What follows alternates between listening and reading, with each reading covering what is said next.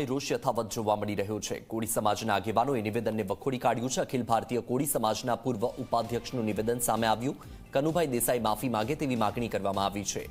કનુભાઈ માફી નહીં માંગે તો ભાજપની વિરુદ્ધ મતદાન કરવાની ચીમકી પણ ઉચ્ચારી।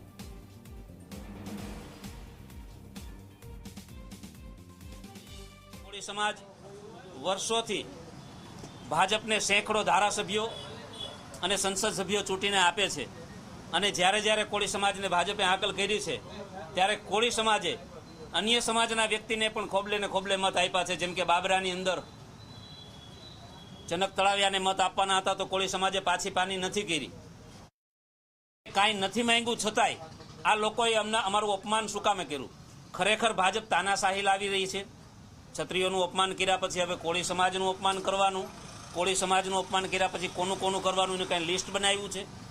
તો હવે આ તકે અહીં કનુ દેસાઈને અમે જાહેરમાં જેમ મંચ ઉપર ચડીને કોળી સમાજનું અપમાન કર્યું છે એવી જ રીતે મંચ ઉપર ચડીને કોળી સમાજની માફી માંગે અને ભાજપ જેવો પક્ષ મારે એને શીખવાડવાનું નથી કે શું કરવું, તો એની સામે ભાજપે કડકમાં કડક કાર્યવાહી કરવી જોઈએ। કોળી સમાજ પાસે મતની તાકાત ખૂબ મોટી છે અને આ મતની તાકાતનો અમે લોકશાહી ઢબે જો ભાજપને જીતાડવા માટે તડકામાં ઉભા રહીને મત આપી શકતા હોય તો એને હરાવવા માટે વહેલા ઉઠી અને જય ભવાની જય માંધાતા કરી અને સાહેબ ભાજપની વિરુદ્ધમાં મતદાન તો કરી શકીએ એટલી તો અમારી તેવડ છે જ રહેવાની હોત। સુરત